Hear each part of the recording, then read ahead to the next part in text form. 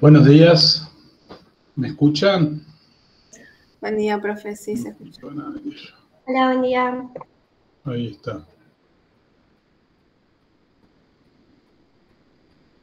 ¿Puede hablar alguien a ver si yo escucho? Buen día, profe. Ahí está, gracias. Buen día, profe. ¿Cómo les va? Bueno, vamos a comenzar con la clase del día de hoy, el segundo teórico del curso intensivo. Vamos a iniciar retomando un poquito lo que vimos la vez pasada, para a partir de ahí adentrarnos un poco más en lo que corresponde al psicoanálisis. La vez pasada, en la introducción,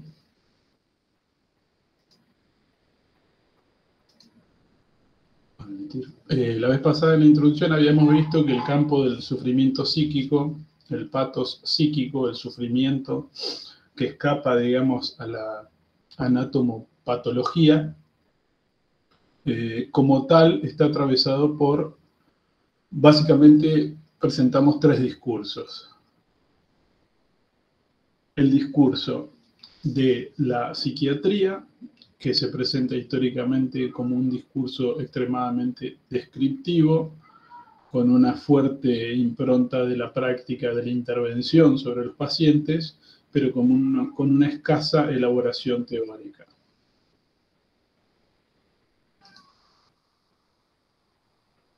el discurso de la psicopatología, más que nada fundado en sus comienzos en la psicología universitaria francesa, con exponentes como Ribot o Janet, que se presenta históricamente como en una especie de reverso de la psiquiatría, ¿no? Tiene mayores elaboraciones, muchas tomadas de marcos teóricos filosóficos,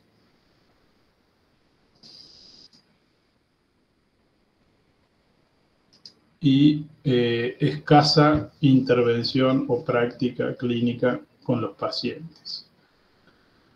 El tercer discurso, en el cual confluyen el grupo de saberes que se hacen cargo del sufrimiento psíquico, del patos psíquico,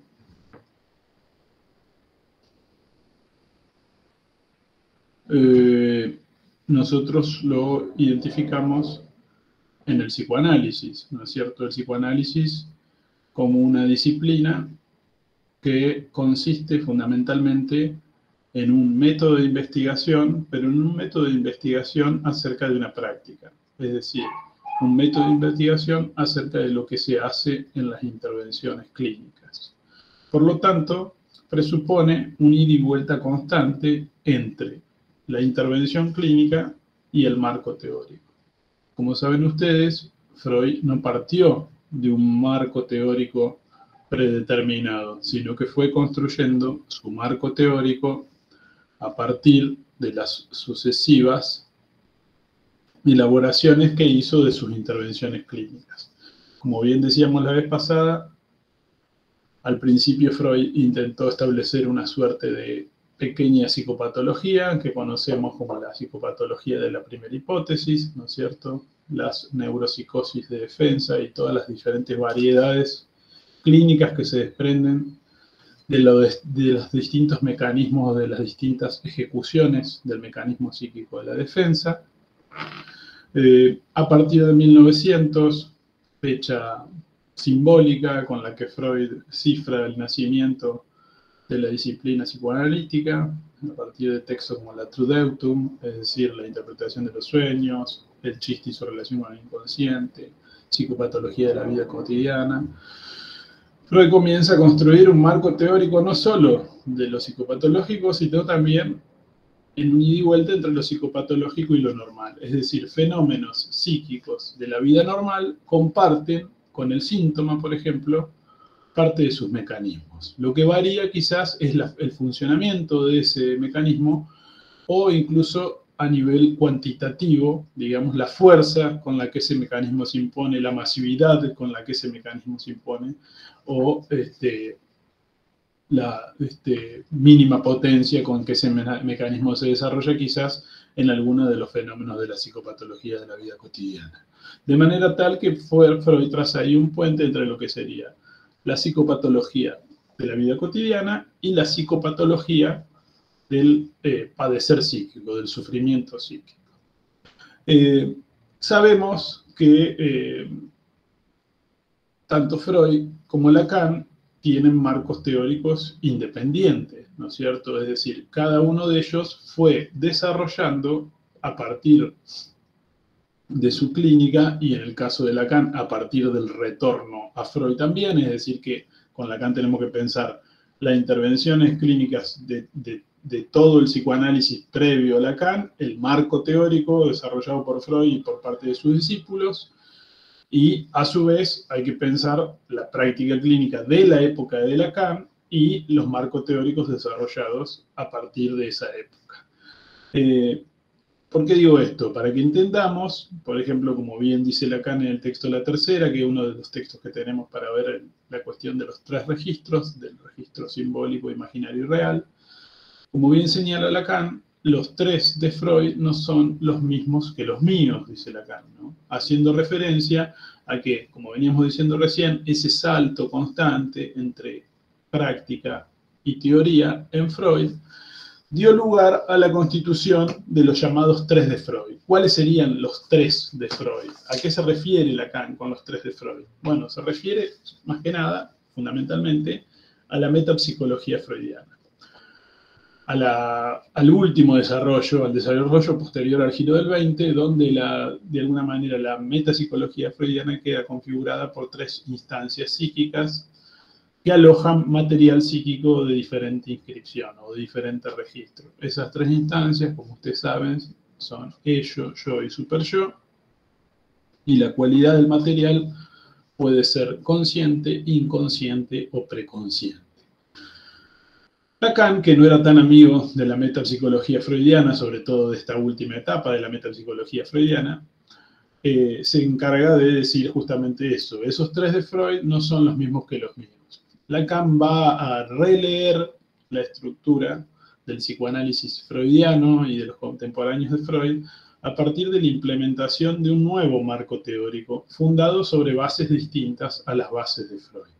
Sería muy extenso hoy ponernos a discutir las bases metodológicas, científicas de Freud, que son muchas y que quizás están mucho más vinculadas a las ciencias biológicas y a la medicina inclusive, o a las investigaciones médicas inclusive, que en Lacan, donde las referencias son más propias del campo de las ciencias sociales, filosofía, lingüística, antropología, el estructuralismo en su conjunto, ¿no? De allí que Lacan se encargue justamente de remarcar esa diferencia, es decir, que ambos marcos teóricos están vinculados, tienen relaciones entre sí, pero son independientes, toman bases conceptuales distintas. Incluso hay una cuestión histórica también en juego, que es la de situar, por ejemplo, que la lingüística de Ferdinand de Saussure, de la cual Lacan se nutre para su teoría del significante y el sujeto del inconsciente, se estaba desarrollando casi que contemporáneamente con la obra de Freud, por lo cual es imposible pedirle a Freud que tenga en su marco teórico los elementos que están presentes en el marco teórico de Lacan. Es decir, que hay una cuestión histórica, de coyuntura histórica, de contexto histórico, que hace que, a su vez, o una vez más, tengamos que situar esa diferencia entre ambos autores. Es decir, lo que plantea Freud se remite al marco teórico de Freud, por eso las preguntas en los finales y en los exámenes siempre son muy precisas en cuanto a qué autor estamos haciendo referencia. Y lo que plantea Lacan es muy preciso y muy técnico y muy pertinente a la obra de Lacan. Aunque, por haber Lacan desarrollado más de 10 años de lo que se dio a conocer como el retorno a Freud, la lectura sistemática de las obras de Freud para su mejor explicación, aunque Lacan se abocó a esa tarea, aún así su marco teórico es independiente al marco teórico de Freud. De allí que tengamos esta distinción inicial, ¿no es cierto? Los 3 de Freud son distintos de los míos, dice Lacan, y los 3 de Lacan, ¿cuáles son? Lo que nos faltaba ver un poquito la semana pasada y que nos va a dar pie para lo que tenemos que ver la clase de hoy. Los 3 de Lacan son la estructura tripartita, digamos, de la realidad humana, dice Lacan, en 3 registros, como lo son el registro imaginario, el registro simbólico y el registro de lo real.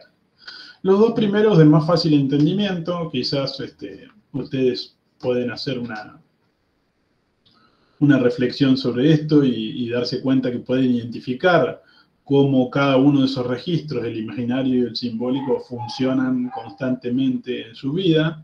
El registro del imaginario, van a ver que Lacan lo sitúa como el registro del señuelo, el registro de la trampa, el registro donde uno queda un poco entrampado, el registro de la representación que como tal puede tomar diferentes elementos del lenguaje para plantearse, pero la representación en tanto imagen o en tanto imaginaria es la que nosotros ubicaríamos una y otra vez en el registro del imaginario. El registro de lo simbólico es el registro del lenguaje, el registro de los términos que componen el lenguaje. Como ustedes saben, para tratar lo que es el tema del lenguaje, Lacan se remitió a la lingüística de Louis Ferdinand de Saussure, que era un lingüista de la época de Freud, contemporáneo de Freud, digamos, que dictó sus cursos en la Universidad de Ginebra y de los cuales sus alumnos se encargaron en traducirlo y quedó publicado como el curso de Introducción a la Lingüística de Luis Ferdinand de Saussure, que es un trabajo extremadamente famoso, revisitado y consultado por todos los autores que se ocupan de la problemática o de la cuestión del lenguaje, tanto en la actualidad como desde la época de Lacan hasta ahora.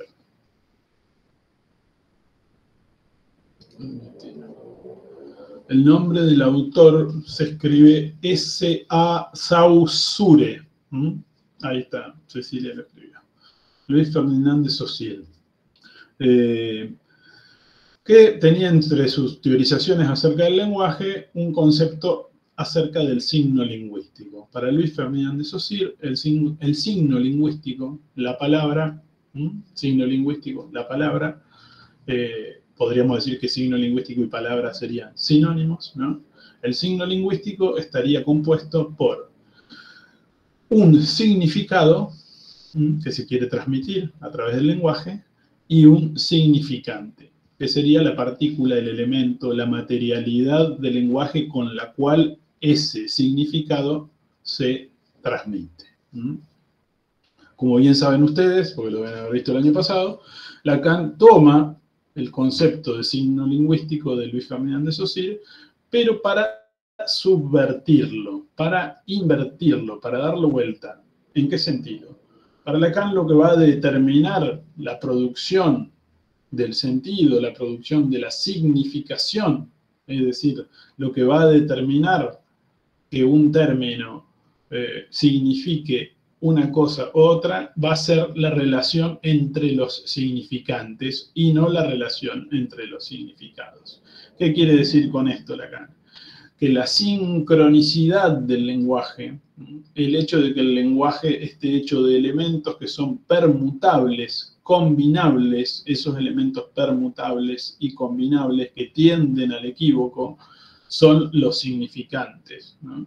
Entonces Lacan va a plantear que el significado depende de las permutabilidades, de las combinaciones del significante y del punto de escansión, es decir, el punto de detención de un discurso, es decir, de una cierta diacronía.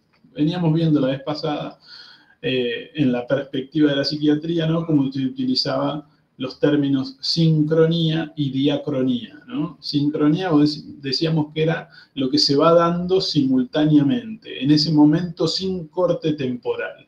Y diacronía implica sí o sí el corte temporal, la escansión.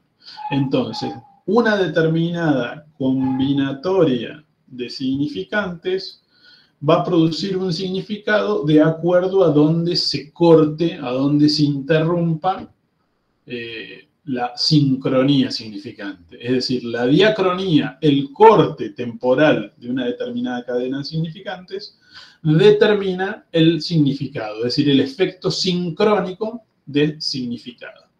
Entonces, alguien puede decir exactamente lo mismo, ¿no es cierto?, que otra persona, pero cortar su discurso algunos términos antes o extender su discurso algunos términos después, y el significado, es decir, el efecto sincrónico, el golpe de significado, el efecto sincrónico de significado varía.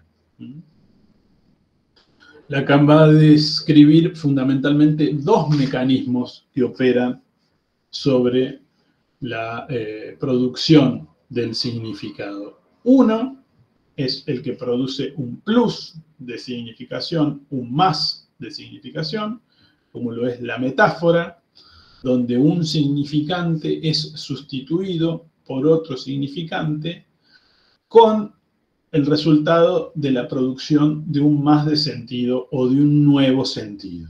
El ejemplo clásico y canónico que tenemos de eso, Lacan lo toma de Freud, de El chiste y su relación con el inconsciente, un ejemplo del escritor Heinrich Heine, quien asegura que va a ir a visitar a un familiar que tiene mucho dinero y cuando cuenta cómo le fue en ese encuentro con ese familiar, dice, me trató del modo más familionario, haciendo una especie de condensación, diríamos en términos freudianos, metáfora en términos lacanianos, entre familiar, era el tío, ¿no?, y millonario, la condición económica de ese familiar. Entonces me trató de la manera más familionaria, hace un bits, hace una agudeza, un chiste en el sentido de las agudezas del lenguaje, no en el sentido de los cuentos que tenemos acá en nuestras latitudes, sino en el sentido freudiano, ¿no? Una condensación, un juego de palabras, por el cual se agrega un significado a la palabra, a los dos términos, familiar y millonario. Es decir, un familiar millonario es distinto que un familiar pobre, y un millonario que sea familiar de uno tiene otra importancia que cualquier otro millonario que con uno no va a tener ningún tipo de vínculo. Es decir, se agrega, por efecto de esa metáfora, por efecto de esa condensación de dos términos, de ese juego de palabras, se agrega una significación, un más de significación. En tanto que la otra combinatoria más frecuente en las operaciones del inconsciente depende más bien de el retiro, la sustracción de una parte del significado. Es decir, cuando dos elementos, ya sea por homofonía o por alguna relación a nivel de significados similares, se combinan de manera tal que el resultado o la significación es un menos de significación. Es decir, algo, digamos, de la significación original se ha perdido. Hay muchos ejemplos cotidianos de eso, ¿no es cierto? Cuando uno le dice a alguien, me das tu teléfono, haciendo referencia al número de teléfono, y por lo general se produce una suerte de cristalización de significado por la cual todos o casi todos entendemos, si estamos dentro de la significación fálica, casi todos entendemos que cuando alguien nos pide el teléfono nos está pidiendo el número de teléfono, ¿no? Si nos atenemos a la literalidad, no es así. O el ejemplo, digamos, más de otra época, el vasito, si me das un vaso de agua, ¿no? Nadie pide, me das un vaso con agua. Por lo general, la figura, la representación del vasito de agua, con el cual había chistes en mi juventud. Aprovecho para tomar agua. Por lo general, no tiene que ser literal el pedido, ¿no? Así como hay una y otras experiencias del lenguaje que demuestran ese equívoco fundamental del que nos deshacemos por el cristal de la lengua, es decir, por hacer uso de una lengua y conocer las condiciones de uso de esa lengua, no andamos pidiendo que sean estrictos nuestros interlocutores con la literalidad. Podemos llegar a entender. Bien, veníamos diciendo esto para ir repasando un poco y para ir viendo un poco lo que vamos a continuar dando el día de hoy. Entonces veníamos viendo los tres de Lacan no son los tres de Freud, es decir, no es la metapsicología freudiana. La metapsicología freudiana es una forma de interpretar los hechos psicológicos en términos de metapsicología, como la palabra lo indica, de una psicología que está más allá de esos hechos, una psicología que interpreta esos hechos, un marco teórico, un concepto o una conceptualización del aparato psíquico, que es lo que Freud tiene a la altura de su tercera hipótesis, o lo que llamamos posterior al giro del 20. Freud dice, Lacan dice, no, esos tres, digamos, de Freud no son los míos son real, simbólico e imaginario. Desarrollamos lo imaginario, desarrollamos un poquito de lo simbólico, dijimos lo imaginario del terreno de la imagen, del señuelo, de la trampa. El paradigma de eso es la imago corporal, la imagen del propio cuerpo, a partir de la cual nos constituimos en el estadio del espejo, ya lo vamos a ver más adelante en la clase. Lo simbólico, que está estructurado por el significante, con las leyes del lenguaje, las leyes del significante y del significado, ¿no es cierto? Lo que veníamos conversando recién, donde lo que prima es el carácter sustituible del significante, la permutabilidad, que el significante sea un elemento combinable, maleable, es decir, que se puede pegar a otros elementos, se puede separar, se puede expandir, se puede poner en distintas líneas de permutabilidad, ¿no es cierto? De acuerdo a esa línea es el significado, es decir, el mismo significante puesto en una determinada línea tiene un significado, puesto en otra tiene otro. Por ejemplo, si yo digo chico y luego digo chico César, chico Buarque, y voy agregando nombres propios, ustedes van a entender que estoy hablando de músicos brasileños. En cambio, si yo digo chico y luego digo mediano, grande, no tan chico, estamos hablando de cuestiones relativas al tamaño de un determinado objeto, ¿no? Esas dos líneas de significante, la del nombre propio o la del adjetivo, digamos, del tamaño, se habilitan dos líneas de sentido distintas. Hasta ahí lo imaginario y lo simbólico. Por último tenemos el registro de lo real. Digo por último porque muchas veces en la lectura que se hace de la obra de Lacan, se establece que Lacan ingresa al psicoanálisis de alguna manera desarrollando todo lo que se refiere al campo de lo imaginario, la estructura del yo, la estructura de la constitución yoica a partir del imago corporal, la diferenciación entre yo-ye y yo-moi, que es bastante importante para entender el estadio del espejo, ya lo vamos a ver en la segunda obra. En tanto que a partir de la década del 50, ¿no es cierto?, a partir de 1950, del desarrollo de los seminarios propiamente, el seminario 1, 2, 3, pero sobre todo a partir del 3 en adelante, va a desarrollar más que nada el eje de lo simbólico, el registro de lo simbólico, ¿no? Y todas las leyes del significante que veníamos mencionando. Por último, en la última etapa, o lo que se conoce como el último Lacan, es decir, el Lacan posterior, digamos, al seminario 16, y el Lacan posterior a la elaboración del concepto de objeto A, que es un objeto, digamos, que tiene su total relación con el registro de lo real. A partir de allí, Lacan va a hablar mucho de la orientación del psicoanálisis hacia lo real del síntoma, ¿no? Hacia aquello del síntoma que no cambia. Y a partir de ahí, nosotros tenemos, por ejemplo, un texto como la tercera, donde Lacan desarrolla sus diferentes elaboraciones de lo real. Yo me voy a quedar fundamentalmente con una elaboración muy, muy general y muy estructurante de la relación de lo real con lo simbólico y lo imaginario. Lo real es lo que resiste a la simbolización, lo que escapa a la simbolización, y por eso carece de una representación. Es decir, lo real es aquello que no tiene lugar en el registro simbólico y que por ende no pasa al registro imaginario. Lacan va a tener sucesivas definiciones de lo real, porque lo real como tal como lo propone Lacan en su elaboración teórica, es algo difícil de situar en el campo del lenguaje. Es decir, si se logra situar en el campo del lenguaje, Lacan habla mucho de lo real de la ciencia, es decir, algo que la ciencia, de lo cual la ciencia no podía dar cuenta, estaba en su pleno estatuto de real. En la medida que la ciencia empieza a dar cuenta teórica y a transmitir esos resultados teóricos a nivel de la comunidad científica, ese real se trastoca, varía, ¿no? Pierde su pleno estatuto de real. Lacan va a insistir mucho en sucesivas definiciones de real. Otras definiciones, lo que no cambia, lo que está siempre en su mismo lugar, ¿no es cierto? Lo real del goce inherente a un síntoma, por ejemplo. Por eso en esta última etapa, donde habla del psicoanálisis orientado hacia lo real del síntoma, es el psicoanálisis orientado hacia eso que del síntoma no cambia por su gestión, por ejemplo. No cambia por la intervención sugestiva de un terapeuta. Por eso Lacan hace hincapié una y otra vez entre la diferencia entre la concepción de real que pueden tenerse en una terapéutica cualquiera y la concepción de real que hay en el psicoanálisis. Ahí decía alguien, lo que retorna, lo real es lo que retorna, sí, pero lo que retorna siempre al mismo lugar, dice Lacan. Es decir, lo que no cambia, lo que no alcanza a salir de su estatuto de lo real.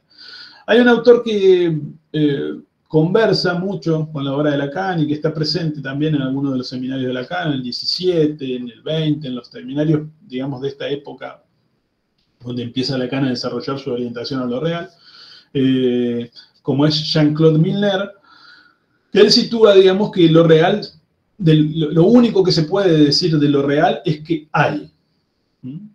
Que es algo que está, que hay, digamos, que lo podemos, digamos, suponer. En la medida que yo empiezo a decir hay lo real, ya estoy utilizando una categoría simbólica, ¿no es cierto? Porque aunque digamos que lo real es lo que resiste a la simbolización, el concepto de lo real es una categoría simbólica articulada a otras categorías, ¿no es cierto? Entonces, en la medida que yo digo hay lo real, ya estoy haciendo pasar eso real del hay, eso que solo podemos suponer que existe, al plano simbólico, y por ende del plano simbólico al plano imaginario, es decir, a la representación, que es un poco lo que estoy haciendo yo ahora, ¿no es cierto? Le estoy quitando, estúpidamente, porque no lo voy a lograr, su estatuto pleno de real al registro de lo real. Cuando estoy intentando hablar de lo real, cuando estoy intentando decir qué es lo real, lo estoy haciendo, estoy forzando ese pasaje de lo real, digamos,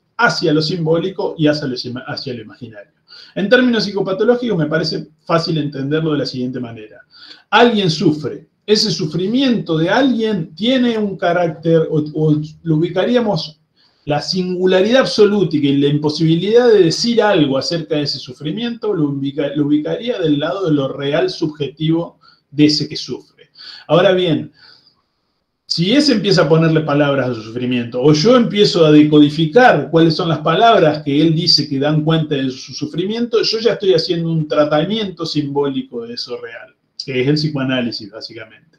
Y en la medida que sobre ese tratamiento simbólico que estoy haciendo, de ese real, lo socializo, lo categorizo, lo ubico en un conjunto, ¿no es cierto? Digo, bueno, este es un sufrimiento de tipo histérico, por decirlo de alguna manera. Este es un sufrimiento de tipo obsesivo.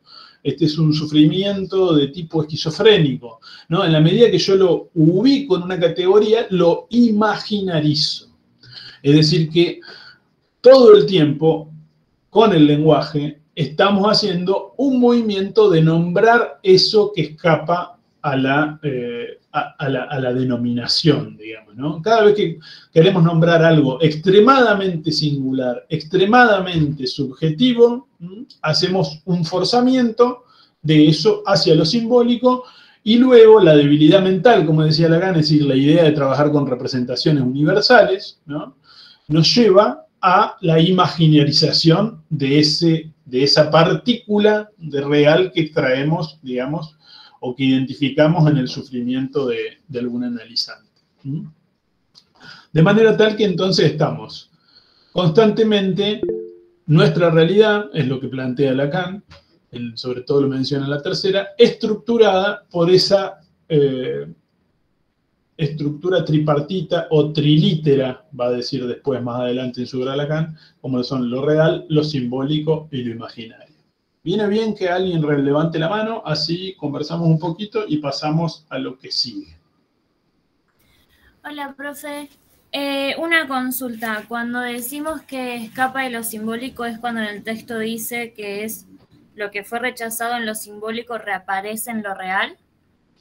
Eso sucede en la psicosis. Ah, Es decir, en la neurosis, nosotros lo que tenemos con la represión es un retorno simbólico, ¿no es cierto? Un término, el índice de una determinada vivencia, ese término es reprimido, ¿no es cierto? Y retorna en lo simbólico, es decir, se reprime en lo simbólico y retorna en lo simbólico. La diferencia en la psicosis es que algo es forcluido, rechazado, no es lo mismo que reprimido, es decir, se le rechaza su introducción en lo simbólico, algo simbólico, se le rechaza su introducción en lo simbólico, entonces retorna en lo real, es decir, retorna como no simbolizado. Lo vamos a ver cuando veamos psicosis, pero en la psicosis algo que no se puede asumir del discurso del otro, sí, algún término que no se puede asumir, se rechaza masivamente. No es lo mismo que reprimirlo, es decir, no se inscribe. Cuando algo se reprime es porque se pudo inscribir en el inconsciente, es decir, que entonces se reprime y pasa a tener un estatuto inconsciente. Aquí, en la psicosis, no se trata de una represión. Desde la perspectiva lacaniana, de lo que se trata es de un rechazo o de una forclusión. Es decir, que se le quita a ese término la posibilidad de inscribirse a nivel del inconsciente, la posibilidad de tener una inscripción psíquica. Entonces, cuando el individuo se vuelve a encontrar con ese término, no lo encuentra como inscripto en su psiquismo, sino que lo encuentra como viniendo de afuera, como en lo real, diría Lacan. Que en ese entonces es un real que se equipara a cierta parte de la realidad que no está simbolizada. No es el concepto más estricto de lo real. Pero sí, pero es un equivalente a esa reflexión de Lacan. Gracias, profe, perfecto. De nada. Sofía dice, lo real es aquello que resiste a lo simbólico, por lo tanto no tiene una representación imaginaria. Exactamente. Podemos decir, por ejemplo, lo real de la angustia, ¿no? Lo real de la angustia, Lacan lo trabaja en el seminario 10, Seminario de la Angustia, justamente dice la fenomenología se ha encargado de construir una especie de red conceptual, de red de lenguaje para dar cuenta de ese afecto que carece de representación. Si vamos a pensar la representación que tiene la angustia, es la representación de muerte, ¿no? Pero ¿qué sabemos acerca de la muerte? También es muy poco. ¿Qué representación tenemos? Son representaciones, pero no tienen por qué ser veraces, ¿no es cierto? Es decir, que la representación subjetiva, personal, inconsciente de la muerte siempre está por verse. La angustia un poco es un afecto que trae, ¿no es cierto?, que nos acerca a ese límite de la representación, que es ese límite de la vida en sí mismo, es decir, no saber qué hay después de la vida, no saber qué es lo que nos va a tocar. Hasta ahí podemos más o menos dar por, no digo por sabido el asunto, pero más o menos como sentadas las bases para continuar con lo que nos toca el día de hoy. Profe, yo tengo una preguntita. Con respecto a la significación en esto del lenguaje, ¿se podría decir que es del registro del imaginario? Claro, la significación y el sentido y el significado son del registro del imaginario. Ahora hay una diferencia quizás entre el sentido como tal y la significación. La significación es el resultado de una acción significante. Es decir, algo tiene que pasar en el significante, determinadas relaciones se tienen que dar en el significante. En síntesis podemos decir que metafóricas o metonímicas, es decir, de una permutabilidad metafórica o de una combinatoria metonímica, por las cuales la significación se produce. Se produce como un más, es decir, como un nuevo sentido, o se produce como un menos, es decir, como una pérdida del sentido ya alcanzado. Pero sí, la significación es imaginaria. Por ejemplo, decir, no sé, una significación. Los argentinos somos, no sé, a ver cómo podemos decir hoy. Los argentinos somos buena gente, ¿no? Esa sería una significación. Cada quien va a entender algo distinto por eso, pero es como una especie de representación, ¿no? Respecto de lo que somos nosotros como miembros de esta nación, ¿no es cierto? Es algo del orden de la significación. Es algo que tiene sentido para los sujetos que comparten una determinada comunidad de lenguaje. Viviana levantó la mano. Sí, Viviana. Sí, profe, ahí Lacan dice que lo real se opone a la realidad. Cuando hablamos de la realidad, ¿estamos hablando del orden simbólico?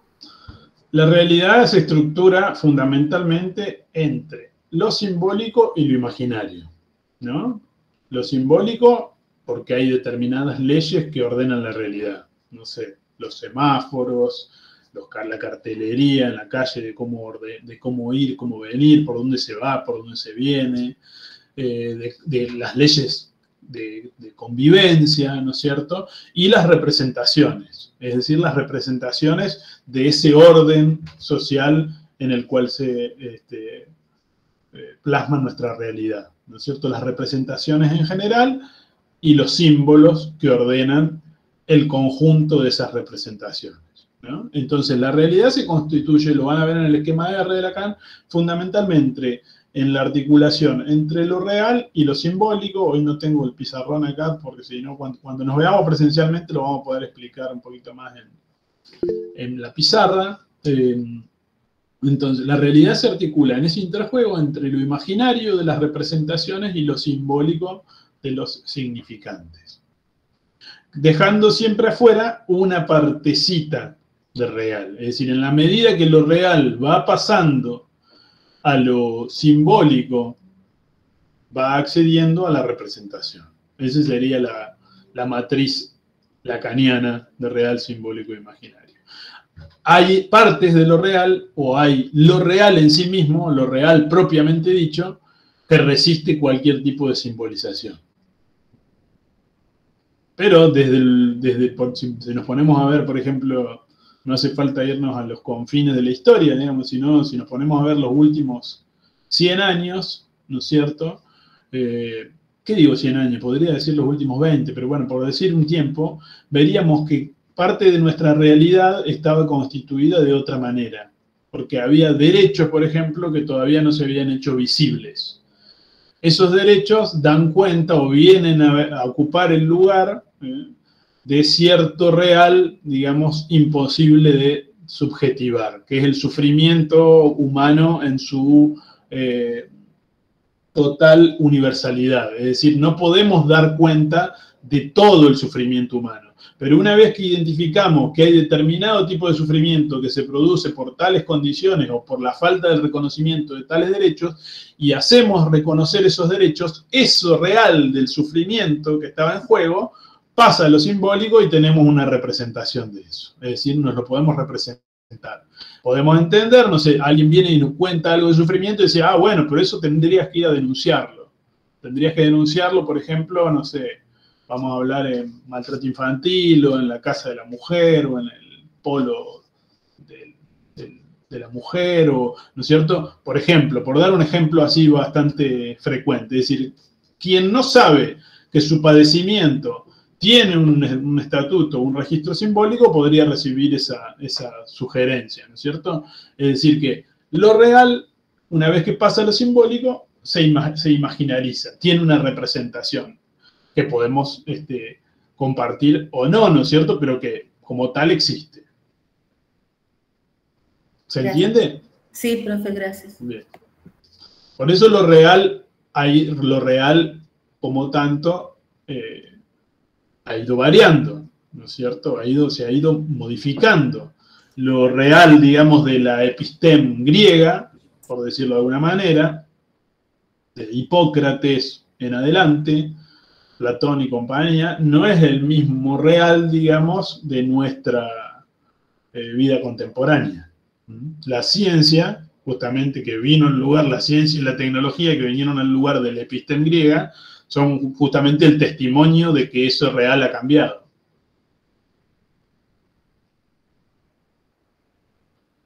Hay preguntas, sí. Una pregunta más con respecto a eso de los 3 registros. Cuando Lacan dice esto de que mis tres no son los 3 suyos.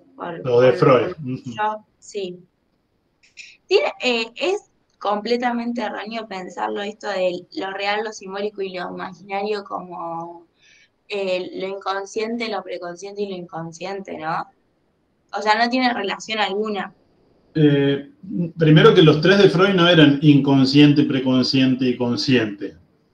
Los 3 a los que hace referencia Lacan allí son claro, yo y superyo. Sí, sí. Esos 3 de Freud en realidad son 2. El preconsciente y consciente se ubican más o menos, o sea, en el esquema del Peine, nosotros tenemos lo preconsciente como susceptible de conciencia. Y lo inconsciente como lo no consciente, como lo que no se podría hacer consciente como tal. Obviamente, sí, a través de un psicoanálisis, el planteo freudiano. Podríamos, digamos, forzar un poco las cosas para hacer entrar esa tríada que, como le digo, es más bien una diada, consciente, preconsciente por un lado e inconsciente por el otro, pero no es esa la intención de Lacan. Justamente Lacan dice, mis 3 no son los 3 de Freud. ¿Qué está queriendo decir? Que no hay que unir con flechas, que no es lo mismo, que no se puede decir que el yo sea el yo freudiano de la tercera hipótesis o del giro del 20, sea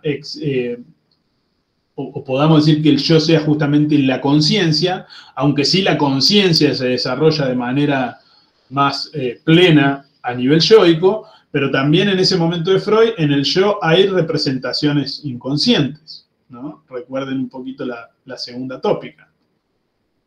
De manera tal que no podemos establecer paralelismos absolutos. No es necesario y además no vamos, porque es como una especie de reduccionismo hacer ese tipo de comparaciones, ¿se entiende? Por eso Lacan inicia esta conferencia diciendo, los tres de Freud no son los míos. Él va a utilizar otro marco teórico para pensar el psicoanálisis y lo que a nosotros nos interesa, que es la psicopatología, que es ubicar, digamos, los conceptos de Freud en esa estructura trilítera de 3 registros. A partir de esa ubicación, Lacan va a poder precisarla con claridad la diferencia entre transferencia y sugestión, la sugestión como un efecto imaginario, un efecto de alienación imaginaria al discurso del terapeuta, y la transferencia como una relación estructuradamente simbólica. Es decir, se ubica en el lugar de la transferencia no a cualquier analista, no a cualquiera, sino a alguien con quien se puede establecer la permutabilidad simbólica por la cual las figuras fundantes para ese psiquismo, las figuras parentales o cualquier otra referencia a alguna figura fundante, deja su lugar o deja las bases de las relaciones simbólicas del sujeto para con sus semejantes, y eso es lo que se actualiza en el dispositivo analítico, ¿no? Por eso la relación transferencial es una relación estructurada simbólicamente, en tanto que la sugestión, por ejemplo, es un efecto imaginario. Así también Lacan va a ir contra el concepto de contratransferencia, digamos, ¿no es cierto? Así como la contratransferencia es el efecto imaginario que tiene en el analista la presencia y el discurso del analizante cuando el analista no quiere analizar o no puede analizar. Es decir, cuando el analista no puede escuchar la materialidad significante que se plantea en la cadena discursiva de su analizante, porque si el analista no puede escuchar, no hay analizante, hay simplemente alguien que va a consultar. Cuando el analista no puede escuchar, no puede analizar, se rige por el efecto contratransferencial. Es decir, ¿qué le genera a usted ese paciente? ¿No? Es algo que a veces sucedía en las supervisiones, sobre todo con analistas no lacanianos. Es decir, uno se guía por representaciones, ¿no? Este paciente me hace acordar a otro paciente, o este paciente me suscita algo que me había suscitado una persona que conocí cuando era más joven y demás. Entonces, uno pierde la referencia a lo simbólico, a la relación transferencial como estructurada simbólicamente. Y se empieza a guiar por representaciones que tienen distintas intensidades en el psiquismo del analista. Y ahí se pierde por completo la brújula de trabajo, ¿no? Por eso Lacan fue una y otra vez en contra de la utilización del concepto de contratransferencia. Lacan lo que planteaba es cuando un analista utiliza el concepto de contratransferencia, lo que está haciendo es una resistencia. Lacan sostiene que las resistencias al análisis son siempre del analista. Es decir, el analizante lo único que tiene que hacer es hablar.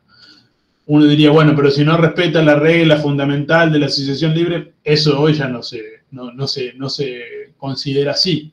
Solo con hablar a alguien, con ir al dispositivo y hablar, ya se puede analizar. El asunto es si el analista está en posición de analista o si está en una posición yoica, por decirlo así. Es decir, si está en una posición desde la cual no puede escuchar, no puede analizar. Profe, a mí no me quedó claro que recién dijo que cuando lo ubico al sujeto en una categoría, por ejemplo, esquizofrenia, lo estoy imaginarizando. ¿Ahí no podría ser simbólico porque lo pongo en palabras? Simbólico sí, pero la categoría dice mucho más de ese sujeto que lo que el sujeto dice. Es decir, la categoría va a decir cosas, ¿no es cierto? Si usted dice, este paciente es un esquizofrénico, ¿por qué? Porque tiene frases interrumpidas. Es decir, va hablando, interrumpe lo que dice, empieza a hablar de otra cosa que no tiene ningún tipo de coherencia y nada que ver. Ok, Esa sería un rasgo, una característica de la esquizofrenia. Pero si usted dice que ese paciente es esquizofrénico, le está adhiriendo toda otra serie de rasgos que quizá el paciente no tiene. Ah, bien. Entonces ahí lo está categorizando, lo está representando. Si usted pone, por ejemplo, en la historia clínica, diagnóstico esquizofrenia paranoide, quien lee esa historia clínica va a tener una representación de ese paciente a nivel de la categoría, no de escuchar al paciente. Ah, bien. Gracias. Es decir, cada vez que uno se identifica con una categoría, digamos fácilmente, ser humano, o hincha de River, o peronista, o radical, lo que fuera, digamos, pierde aspectos de su subjetividad por alienarse a esa categoría. Es lo que Lacan llama la alienación al discurso. Cuando alguien se aliena a un discurso, por ejemplo, yo soy psicoanalista, o quien dice, yo soy coach, lo que fuera, digamos, ¿no? Se aliena a esa categoría y transmite en su cadena discursiva mucho más de lo que dice literalmente. Es decir, que hay sentidos que se derivan de eso que uno dijo. ¿Mm? ¿Se entiende? Sí, sí, gracias. Hay categorías que pueden llegar a ser malditas, por ejemplo, ¿no?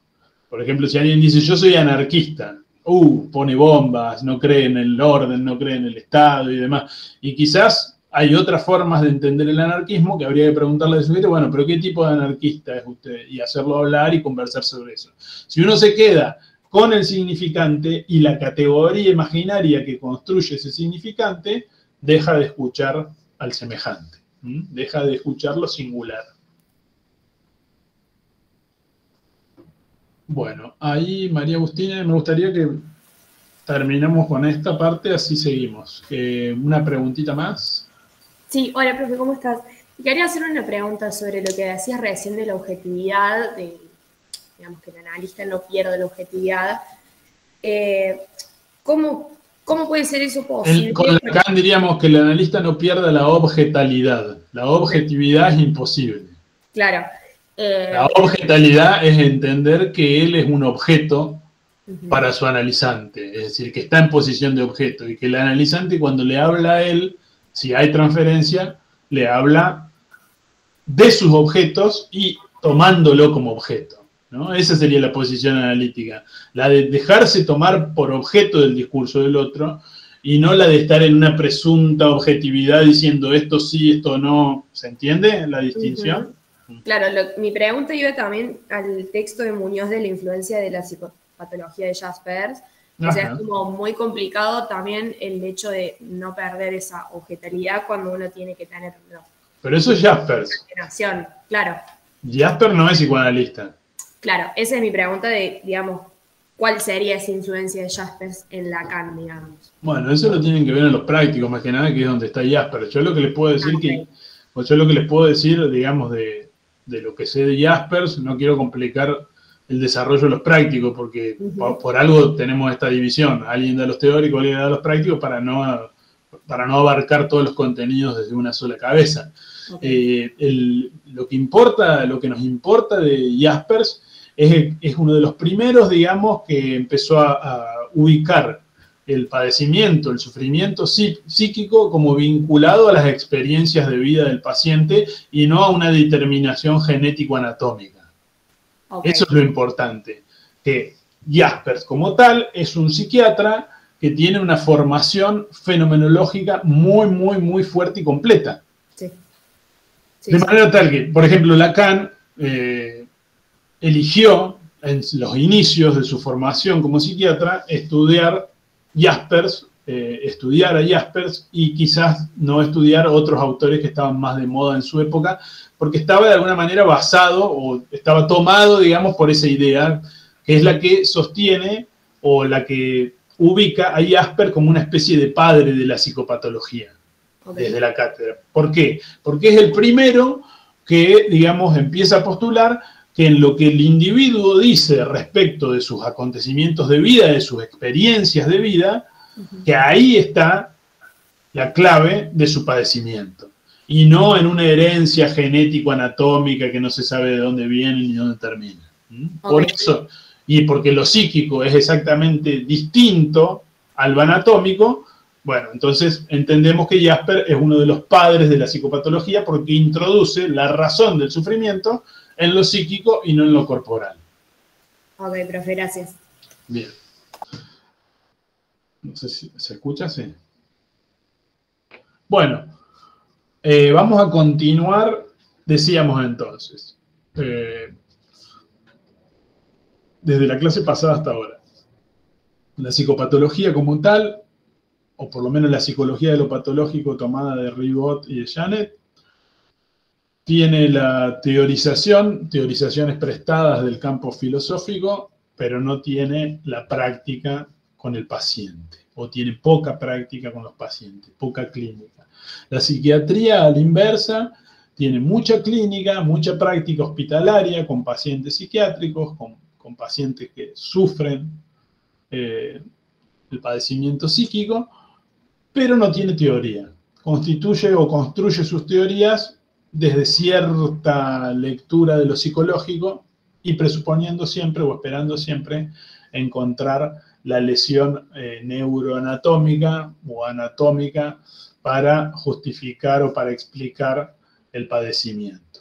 El psicoanálisis va y viene entre teoría y práctica por una necesidad intrínseca a su historia, a su nacimiento, a su elaboración. Freud empezó atendiendo todos aquellos pacientes que la medicina no podía atender o a los cuales la medicina no le podía dar respuesta. Para entender, digamos, cómo el psicoanálisis freudiano y lacaniano abordan el padecimiento psíquico, vamos a desarrollar un concepto que no está en Freud, pero que sí se desprende de la enseñanza de Freud, como es el concepto de sujeto del inconsciente. Van a ver, para esto hay varios textos. Hay un texto de Muñoz, que lo van a encontrar en el librito, se llama Estatuto del Sujeto, donde él hace una distinción interesante entre la utilización del término francés sujet, S-U-J-E-T, y el término, y su traducción al español, sujeto. En francés, sujet equivale a hablar de un tema, de un asunto, como el subject de un mail, digamos, el asunto de un mail, digamos, ¿no? El asunto subjetivo. En tanto que sujeto en español se utiliza más que nada como sinónimo de individualidad, de alguien, de un individuo, de una entidad física, de una entidad material, una persona, fundamentalmente, ¿no? Entonces podemos decir, bueno, quién es ese sujeto, o de dónde viene ese sujeto, ¿no? Y a qué hora llegó el sujeto, a qué hora se fue el sujeto. No sería una traducción estricta del concepto sujet de Lacan, del concepto sujeto del inconsciente de Lacan, porque para Lacan el sujeto del inconsciente no sería alguien, no sería una entidad, no sería algo individualizable, sino que sería el asunto del inconsciente. Cómo se juega en cada uno, en cada individuo, el asunto del inconsciente. Es decir, que sujeto del inconsciente, para Lacan, va a ser una función del lenguaje, una función que se produce a partir de la utilización del lenguaje. Sobre todo cuando me quiero representar, cuando me quiero identificar con el lenguaje, bueno, la función sujeto del inconsciente es aquello que viene a interrumpir la alienación plena a esa representación. Es aquello que viene como a entrar en cortocircuito con la posibilidad de una unidad yoica, vamos a decir con Lacan. Decimos sujeto del inconsciente en Lacan, pero no decimos sujeto del inconsciente en Freud, porque Freud no desarrolló un concepto del sujeto del inconsciente. Desarrolló un concepto del inconsciente que en algún punto está localizado y está deslocalizado, ¿no es cierto? El esquema del peine, por ejemplo, en interpretación de los sueños, sería un esfuerzo de Freud de localizar de alguna manera el inconsciente, de localizar, de que el inconsciente tenga una localidad. Por eso también dice cosas como la otra escena, es decir, un sueño tiene un contenido manifiesto, que es la representación del sueño, lo que representamos de ese sueño, y a su vez hay una otra escena del sueño donde están orquestados, ordenados los contenidos latentes del sueño. Freud habla muchas veces de del fundamento que tiene esa otra escena que él ubicaría como el inconsciente para la estructuración de la vida en la escena cotidiana, en la escena de la realidad, como decía la compañera hoy. Partiendo de ese esfuerzo freudiano de localizar el inconsciente, pero al mismo tiempo de deslocalizarlo, el término mismo es una deslocalización, porque el término inconsciente, que ustedes saben que a Lacan no le gustaba para nada al final de su obra, lo criticaba mucho, el mismo Freud se debatía a veces en su utilización, digamos, planteando que no era del todo pertinente, porque en realidad no hay una localización. Lo que dice, lo que presenta el Umbegstein es la negación de la conciencia, ¿no? Lo no consciente, lo inconsciente. Es decir, lo que no se puede recordar, lo que no se puede traer fácilmente al discurso. Es decir, que parte desde el vamos, el término inconsciente, de una especie de interjuego entre la localidad, la localización y la deslocalización de eso.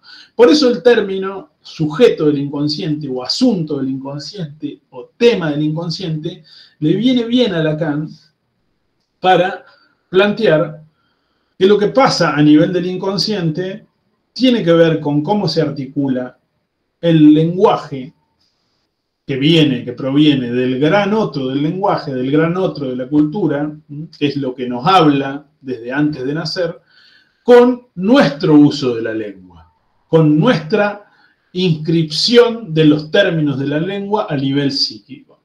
Entonces, el asunto del inconsciente termina siendo esa función del lenguaje que tiene que ver con la manifestación del inconsciente a través del discurso. Por eso se va a decir, o Lacan va a categorizar el inconsciente a lo largo de su obra de distintas maneras, pero siempre intentando hacer esta distinción, es decir, que lo inconsciente o el inconsciente no hace uno, no hace el uno imaginario que sí haría la representación yoica. Ahora cuando lo veamos en el estadio del espejo, en la última parte de la clase, vamos a ver si podemos entender un poquito más esto. Es decir, el yo como tal, para Lacan y para los desarrollos lacanianos, es la unidad del yo, es parte de una ilusión que Lacan va a denominar ilusión yoica. Puesto que el yo está hecho a su vez, no solo de imágenes, sino también de lenguaje, y que el lenguaje está hecho de las particularidades que hemos ido conversando al principio, es decir, que para producir sentido requiere de la metáfora, de la metonimia, de la sustituibilidad de la permutabilidad y sustituibilidad de los significantes, y que de acuerdo a esa permutabilidad y sustituibilidad vamos a tener el significado. Es decir, desde la perspectiva del inconsciente no hay esa unidad. Es decir, no hay el sujeto del inconsciente como un uno cerrado sobre sí mismo. El sujeto del inconsciente es efecto del lenguaje proveniente del otro y la forma en que ese lenguaje se relaciona con las representaciones va a dar lugar, por ejemplo, a la instancia yoica, pero al mismo tiempo no va a dar lugar a una instancia correlativa al yo, pero inconsciente, como sería el inconsciente freudiano del comienzo de la obra de Freud. No hay esa tensión entre lo que hace uno, o lo que se esfuerza por hacer uno, aunque más no sea a nivel ilusorio, como lo que sería el yo, y su contraparte no va a ser, digamos, un otro, ¿no es cierto?, que sería el sujeto del inconsciente. En todo caso, la función sujeto del inconsciente es lo que viene a instalarse en las yancias, en las grietas, en las fallas de esa unidad. Por eso Lacan va a decir que el sujeto del inconsciente es como tal, se podría definir como tal, con tres características que yo voy a mencionar acá y que después vamos a conversar un poquito para que las entiendan bien. Dice, por ejemplo, el sujeto del inconsciente es intervalar, es decir, la función sujeto del inconsciente se localiza en el intervalo entre dos significantes. En otro trabajo que se llama Posición del inconsciente, Lacan nos dice algo así como: el sujeto del inconsciente ataca la cadena significante. El mejor ejemplo que tenemos para entender el estatuto intervalar, digamos, o la función esta del inconsciente como lo que ataca la cadena, el intervalo es entre dos significantes. Es decir, siempre que hay dos significantes, no sé, yo soy, ¿no es cierto? Entre yo y soy hay un intervalo, ¿no es cierto? El sujeto, como tal, la función sujeto del inconsciente, ataca la cadena porque es algo que no permite ser reducido ni a un significante ni a otro. Por ejemplo, famillonario sería un excelente ejemplo. ¿En qué medida ataca la cadena? Es que no es ni familiar ni es millonario, es algo distinto, que solo tiene sentido para ese sujeto que fue a ver a su tío millonario y que se ve que necesitaba plata porque no lo iba a ver, ¿no? Entonces, solo tiene sentido esa función sujeto del inconsciente para aquel que la experimenta como tal. Y que se la transmite, en el caso de un analizante, se la transmite a su analista, bueno, y ahí puede obtener un sentido consciente esa manifestación del inconsciente, que podría ser un lapsus, ¿no? Alguien quiere decir una cosa que va en relación a lo que viene diciendo, es decir, está buscando el significante adecuado para poner luego del significante que viene diciendo. En los exámenes de psicopatología pasa mucho esto, en los exámenes orales, ¿no? Que alguien viene diciendo algo y quiere encontrar el significante que hace cadena con eso y produce un lapsus, lo cual rompe la unidad de la cadena, ataca la unidad de la cadena. Por eso se dice el sujeto del inconsciente o la función sujeto del inconsciente es intervalar, se aloja en los intervalos entre los significantes. Se quiere decir con esto que ningún significante como tal representa de manera acabada a la función sujeto del inconsciente. El sujeto del inconsciente es lo que se deja representar por un significante, dice Lacan, para otro significante. Es decir, lo que yo diga en tanto lapsus o en tanto manifestación de la función sujeto del inconsciente, solo va a tener sentido si inauguro una nueva cadena que dé cuenta de eso que dije. Si quiero seguir con la misma cadena discursiva con la que venía hablando y tengo un lapsus, si quiero seguir con esa cadena, lo que tengo que hacer es reprimir ese lapsus. La mejor manera de reprimir un lapsus es, perdón, no quise decir eso, me equivoqué, y sigo hablando, ¿no? Eso es cuando no escuchamos nuestros lapsus. A veces no tenemos tiempo. Por ejemplo, hoy estamos acá dando clases y yo cometo un lapsus, no tengo el tiempo de ponerme a analizar mi lapsus delante de usted. A veces puede pasar que no tenga ganas. Si el lapsus toca mucho mi intimidad, no voy a tener ganas. Pero si no toca mucho mi intimidad y aún y lo puedo conversar, no obstante ello, puede ser que no tenga tiempo. Entonces tenga que reprimir ese lapsus y volver a retomar la cadena discursiva que venía llevando. ¿De qué se trata un análisis? Justamente de dar lugar a eso que se manifestó ahí como fuera de sentido. Es decir, en un análisis no se hace lo que estoy comentando recién, que se hace cuando uno está apurado conversando y dice, bueno, me equivoqué, hagamos de cuenta que no dije nada y sigamos, ¿no? En un análisis, el analista, si está en posición de analista, no se va a ir corriendo del lapsus, ¿no? Freud decía, un tigre no salta dos veces para dar cuenta de la interpretación de los lapsus. Cuando alguien produce un lapsus y no se interpreta en el momento o no se interviene sobre eso, bueno, el tigre no salta dos veces, aparecerá de alguna otra manera o no aparecerá nunca más. Está en la pericia o la impericia del analista para localizarlo. Entonces, una primera categoría del sujeto del inconsciente, una primera forma de describir lo que es el sujeto del inconsciente es decir que se aloja en los intervalos de la cadena discursiva. Ningún significante representa a la función sujeto del inconsciente de manera total y acabada. Ningún significante. Siempre para dar cuenta de algún significante del inconsciente nos tenemos que remitir a un segundo significante y empezar a hablar de ese lapsus que se nos produjo en nuestro discurso.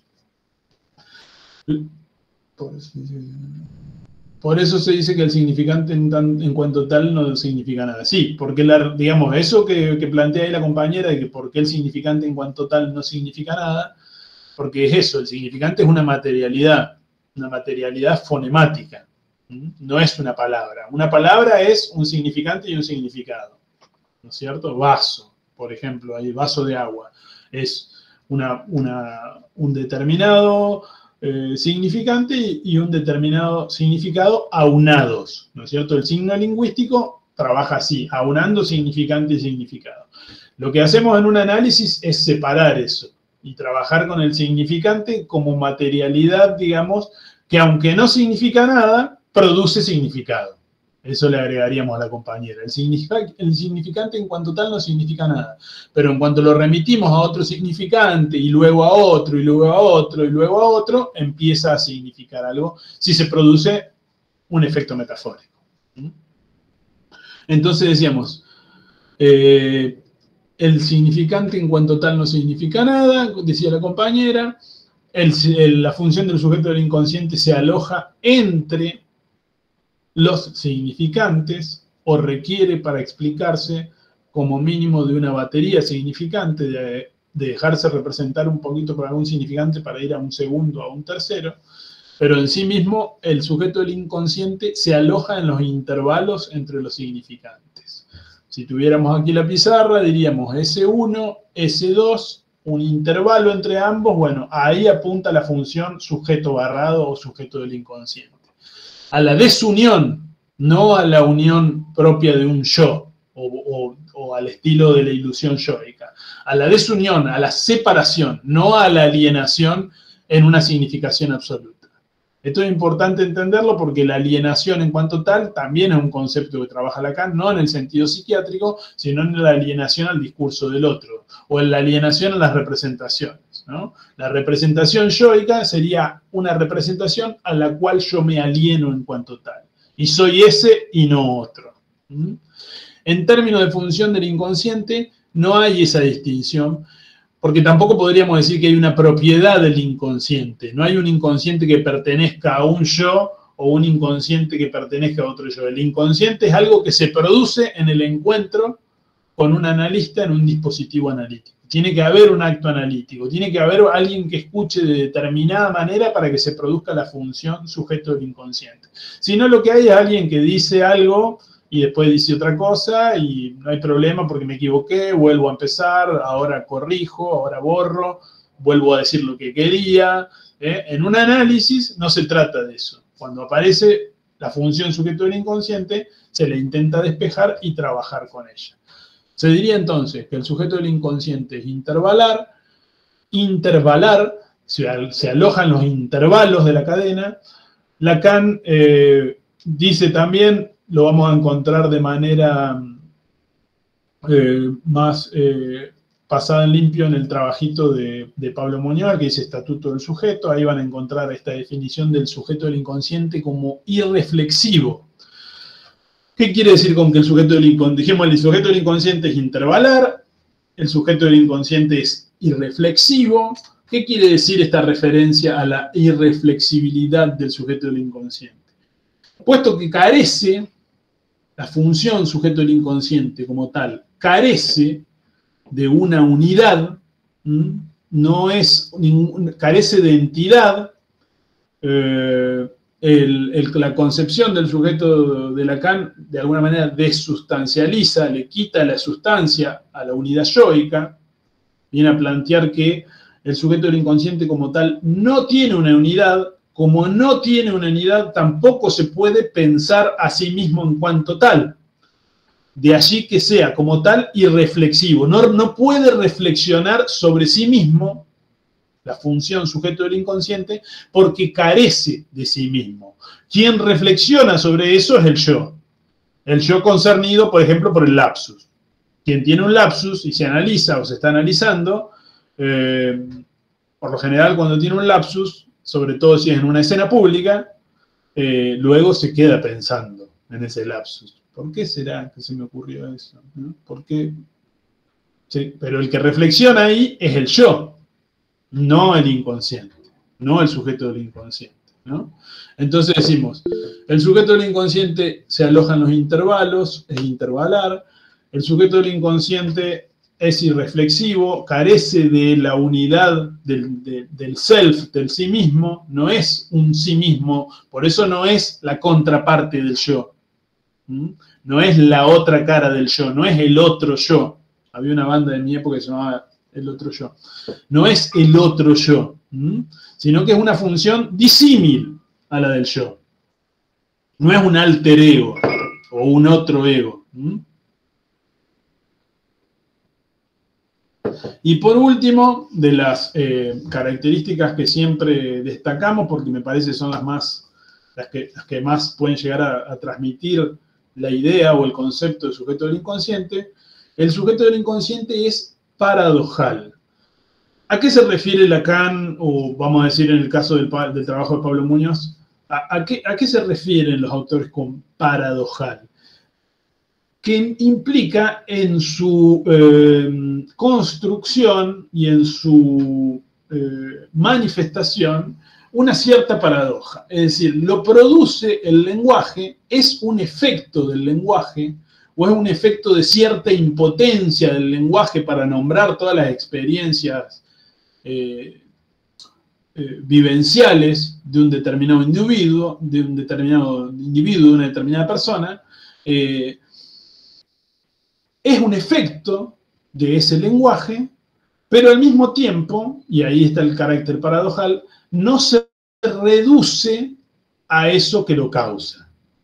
Es decir, no encontramos ningún significante en la cadena significante, por más enriquecida que esté, que dé cuenta de manera absoluta de la función sujeto del inconsciente. Sí puede haber un significante o dos o tres que den cuenta de la manifestación de esa función a nivel del discurso, el lapsus, el sueño, el síntoma o un determinado chiste, ¿no? Sí puede haber... el lenguaje sí puede, a través de la cadena, intentar dar cuenta de eso, pero la función en cuanto tal, sujeto del inconsciente, no se reduce nunca de manera absoluta a ninguna cadena discursiva. De allí que Lacan en el seminario 5 diga, por ejemplo, hablando del sujeto del inconsciente, a nivel del deseo, cuando está hablando del deseo inconsciente, que sería la partícula, digamos, del sujeto del inconsciente que se manifiesta en todas nuestras vidas, ¿no? O sea, esa parte del sujeto del inconsciente que se manifiesta en lo que no se puede articular de manera absoluta a la demanda, lo que llamamos deseo inconsciente. Lacan en el seminario 5 dice, el deseo inconsciente está articulado el lenguaje, se aloja en los intervalos del lenguaje, está articulado a determinados significantes, porque el intervalo a donde va a parar el sujeto del inconsciente o el deseo inconsciente no es cualquier intervalo, ¿no es cierto? Es el intervalo entre dos significantes que tienen también su historia subjetiva. Lacan dice, el deseo del inconsciente está articulado al lenguaje, pero no es articulable. ¿Qué quiere decir con esto? Que no se lo puede reducir a ser una partecita más del lenguaje. Es aquello, el deseo del inconsciente, aquello que Lacan llama la metonimia del ser. El ser como algo que se perdió por la entrada en el lenguaje, y el deseo es la metonimia de ese ser, lo que se va desplazando una y otra vez de cada significante, ¿no es cierto? Alguien dice, bueno, quiero ser licenciado en psicología para así dar lugar a la representación, a plasmar de una buena vez por todas mi deseo a nivel del discurso. No soy licenciado en psicología. Ni bien se recibe, dice, tengo que hacer un posgrado, tengo que tener otro título, tengo que tener una maestría, ¿no? O tengo que tener un doctorado. Entonces ahí se lanza otra. O sea, el deseo como tal es ese motor que nunca se detiene y que Lacan por eso denominó la metonimia del ser. Los diferentes intentos por los cuales ese ser quiere decirse en el significante y no lo logra y siempre se encuentra con una falta en ser. Entonces vamos a decir, el deseo está articulado al lenguaje, porque es un efecto del lenguaje, porque lo produjo el lenguaje, pero no es articulable al lenguaje. Es decir, no se lo puede reducir absolutamente al lenguaje. El sujeto del inconsciente es parte de esa paradoja. La función sujeto del inconsciente es parte de esa paradoja. Es un efecto del discurso del otro sobre el viviente, lo que se ha dicho sobre ese viviente desde antes de nacer incluso, tiene un efecto en su posición subjetiva, en su posición de sujeto del inconsciente. Pero ese efecto no es subsumible, es decir, uno no se cura de ese efecto pasando todas las manifestaciones del inconsciente al lenguaje. No hay esa posibilidad. De allí la paradoja. De allí que sea un concepto paradojal, porque es efecto de algo a lo cual no se puede subsumir de manera absoluta nunca más. Nace del lenguaje, o nace de las guiancias del lenguaje, pero no alcanza nunca a decirse del todo en el lenguaje. Siempre se alcanza a decir el deseo, es el planteo de Lacan, en un medio decir, en un medio dicho, como el título de la revista psicoanalítica, ¿no? Como en un medio decir, como un decir a medias, como en un decir no del todo. Entonces, repasando. El deseo está articulado, pero no es articulable, Martina. Está articulado el lenguaje, pero no es articulable, así que no se lo puede subsumir de manera plena al lenguaje. Repasando, entonces. El concepto del sujeto del inconsciente no está en Freud. Lo que tomamos de Freud es la deslocalización del inconsciente. Lacan extrae eso para su concepto, función, sujeto del inconsciente. Ese concepto, función, sujeto del inconsciente, tiene como tres características muy fundamentales que mencionamos recién, que es su carácter intervalar, es decir, que se ubica en los intervalos de los significantes, su carácter irreflexivo, es decir, que como carece de entidad y de unidad, no puede reflexionar sobre sí mismo. El que reflexiona sobre el sujeto del inconsciente es el yo, o el analista, o quien fuera, pero no la función sujeto del inconsciente, y es paradojal porque es efecto del lenguaje, pero no se subsume a la causa que lo hiende, a la causa que lo produjo. Ahí Juana levantó la mano. Sí, profe, una pregunta. Con esto que vos decís que es intervalar, o sea, como que se aloja entre dos intervalos significantes, ¿puede que tenga relación o algo que ver con el significante primordial y el significante nombre del padre? No. No, porque, digamos, o sea, el significante primordial, como tal, el S1 sería, es el significante inconsciente, el significante al que se está identificando, al que sujeto está, al que el individuo está identificado de manera inconsciente. Y el significante nombre del padre, por otro lado, es el significante que ordena el conjunto de los significantes, el significante que domina en el complejo de Edipo, o que tiende a dominar en el complejo de Edipo. Ya vamos a ver por qué. Que el sujeto sea intervalar, no necesariamente la función sujeto del inconsciente se tiene que alojar entre alguno de esos dos significantes. Se puede alojar entre cualquier significante. Basta que alguien lo sepa escuchar. Por eso decimos que el sujeto del inconsciente como tal depende del acto analítico. Depende de que haya un analista ahí escuchando. Si no hay un analista escuchando, eso pasa, ¿no? O puede ser alguien que se está analizando, que cuando tiene el lapsus no está en sesión con su analista, pero el dispositivo está en marcha. Es decir, el dispositivo está funcionando en él. Entonces él comete un lapsus y automáticamente empieza a reflexionar en términos yoicos sobre ese lapsus. ¿Se entendió? ¿O no? Sí, gracias. Muy bien. O sea, esto del significante primordial, el significante nombre del padre, como que lo vamos a ver más adelante y no tiene nada que ver. Lo vamos a ver la clase que viene. Vamos a ver cómo eso ordena, digamos, de alguna manera, ordena el complejo de Edipo freudiano. Para eso nos sirve más que nada la metáfora paterna. El significante nombre del padre, como tal, puede ser parte de la alienación constitucional de alguien, o la alienación constitucional de alguien puede estar vinculada al significante nombre del padre, pero bueno, ya estamos entrando en terreno de las singularidades de cada quien. Acá que estamos hablando en términos generales, estamos hablando de la función sujeto del inconsciente en un estatuto simbólico imaginario, ¿no es cierto? Que estamos intentando representarnos qué es el sujeto del inconsciente. Para eso recurrimos a estas tres categorías que lo explican, que explican el concepto sujeto del inconsciente.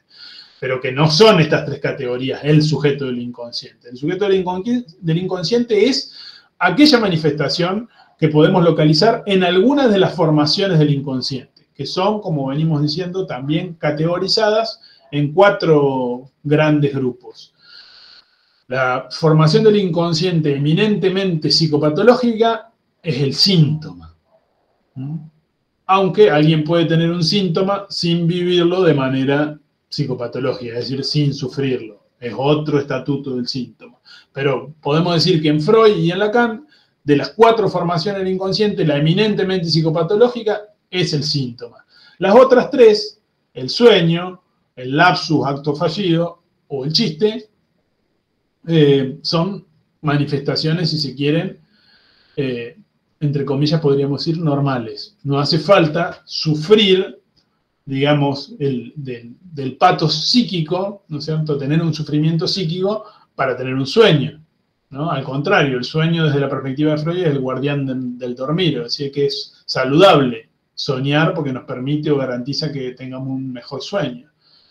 Lo mismo el chiste, que nos aporta la risa, o el interjuego con un semejante a partir de alguna herramienta del lenguaje, y el placer que nos da esa especie de comunidad, de esa parroquia que se produce cuando hablamos con otro, y el lapsus, digamos, que si bien viene a romper con la continuidad, digamos, de la cadena discursiva, no necesariamente eso es vivido como un sufrimiento, ¿no? Que era lo que veníamos conversando recién, que alguien puede perfectamente tener un lapsus y negarle su estatuto en la cadena, y decir, perdón, me equivoqué, vuelvo a comenzar, o vuelvo a donde estaba, y eso fue un error, una equivocación. No hay verdad allí. Esa podría ser una posición antipsicoanalítica, ¿no es cierto?, de consideración del lapsus. Entonces, dijimos, irreflexivo, paradojal y intervalar. Como 3 características muy generales, podríamos encontrar otras, y de hecho si se ponen a buscar en el texto de Muñoz van a encontrar otras, y si pueden a buscar en Lacan, muchas otras más, pero bueno, estas serían como las más importantes que venimos transmitiendo en la materia. Bien, para entender la dimensión constitucional de la relación del yo con la función sujeto del inconsciente, pero también para entender cómo se produce, cómo se fabrica esa instancia, esa unidad ilusoria, pero unidad al fin, que es la unidad yoica, Lacan desarrolla lo que vamos a ver como el estadio del espejo.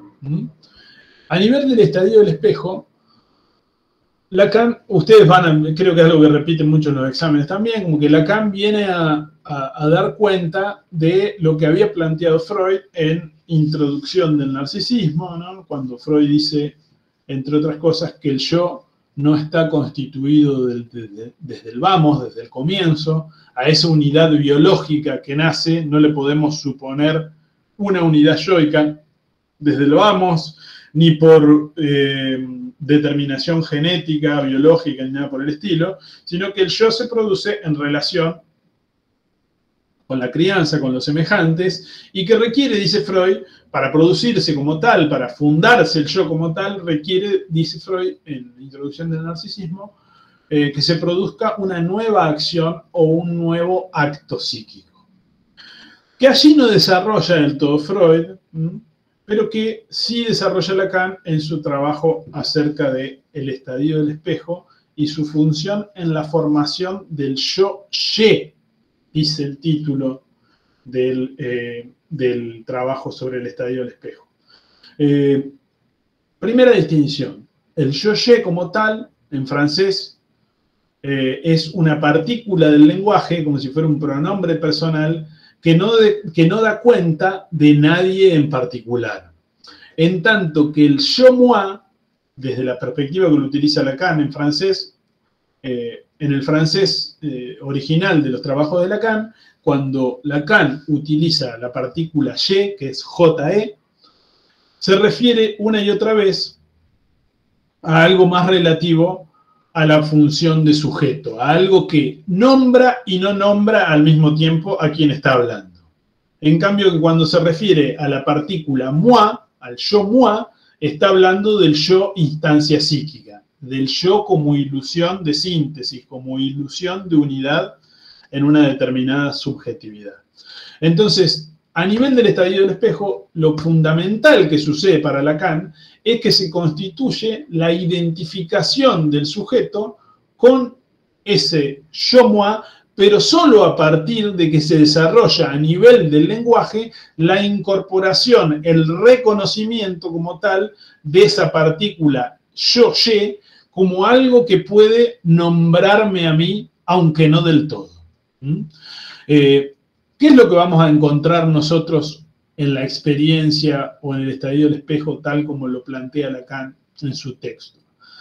Lacan va a venir a plantear que a nivel del desarrollo evolutivo de la especie, ya al final lo voy a volver a repetir a esto de la distinción entre yo-ye y yo más claramente cuando veamos el desarrollo del estadio del espejo. A nivel del estadio del espejo, lo que se corrobora en esta especie de alegoría, porque el estadio del espejo es una experiencia que Lacan presenta, pero que tiene también su valor alegórico, que nos viene a representar lo que pasa a nivel de la constitución del psiquismo.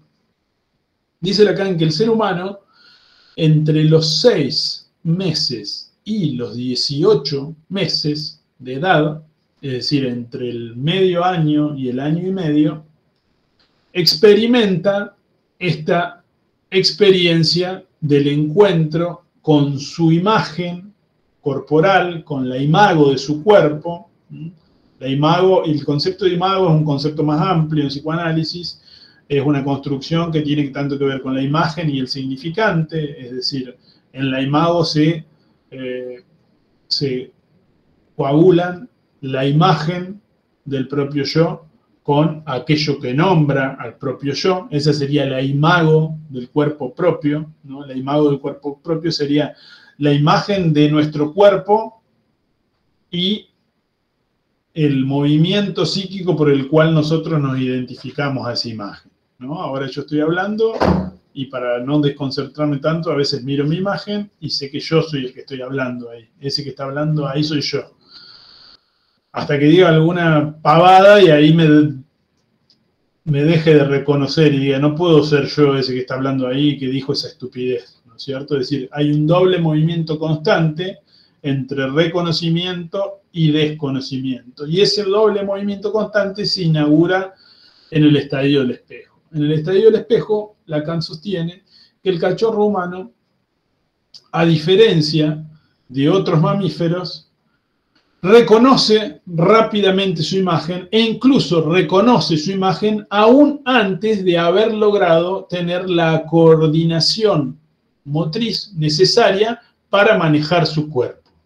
A diferencia de otros mamíferos, como sobre todo los chimpancés, con los cuales tenemos una hermandad genética muy cercana, lo mismo con los animales, con gran parte de nuestros animales domésticos, tenemos entre un 70 y 90% de hermandad de genética, es decir, nuestro código genético es muy parecido a lo de nuestros gatitos, nuestros perritos, ni que hablar a lo de los monos, a lo de los chimpancés, que son nuestros antepasados evolutivos.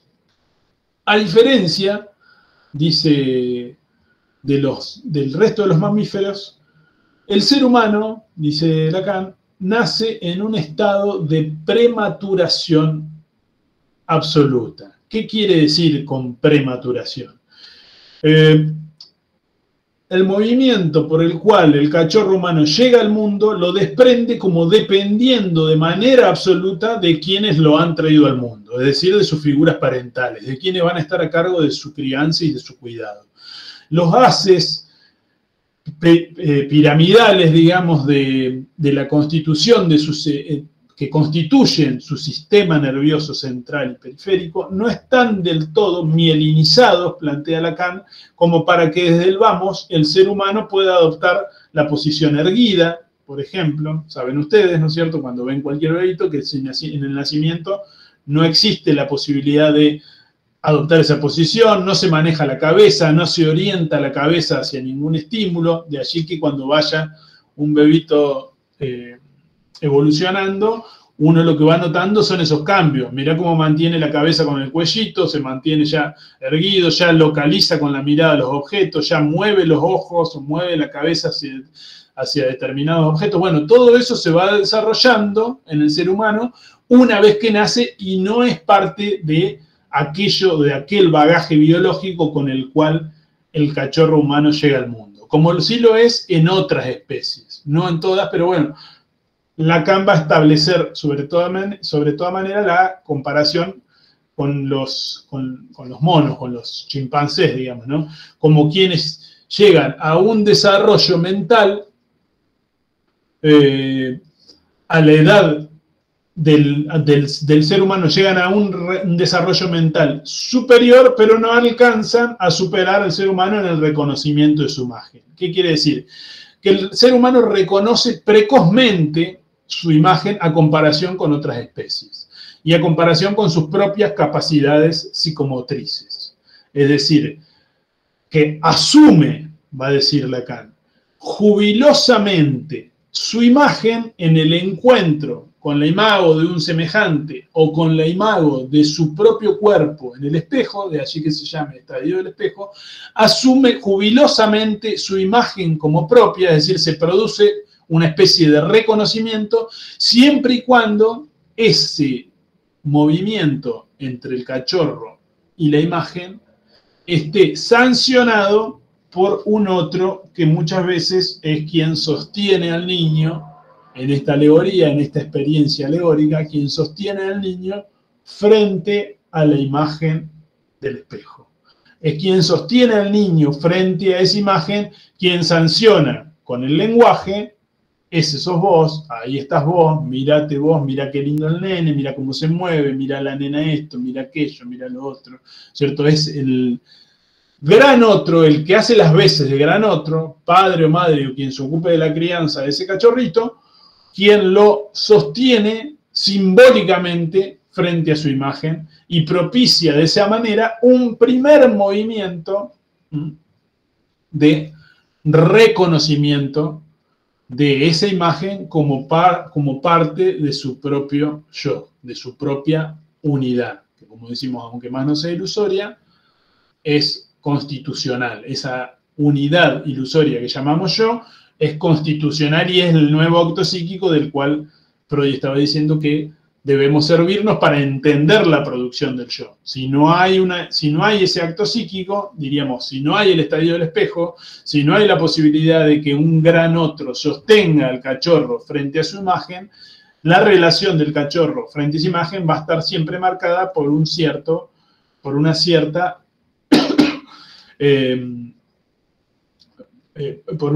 fluctuación, por una serie de dificultades, ¿no? Y aún cuando lo sostiene, ese reconocimiento es, de alguna manera, siempre sujeto a su desaparición. Es decir, que ese reconocimiento da lugar constantemente a un desconocimiento. ¿En qué sentido?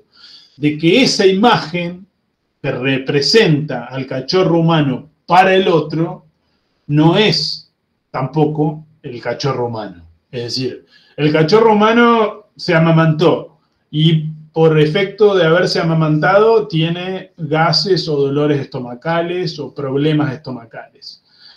No necesariamente esas experiencias sensoperceptuales internas, ¿no es cierto?, del estómago de ese cachorro humano, tienen por qué manifestarse en la imagen que le devuelve el espejo, ¿no? En la experiencia constante que tenemos en el encuentro con nuestros semejantes. Hola, ¿cómo estás? Qué bien que estás, te veo que estás muy bien. Y uno por dentro quizás está muriendo de tal o cual dolencia o de tal o cual padecimiento psíquico subjetivo, pero bueno, la imagen no lo demuestra.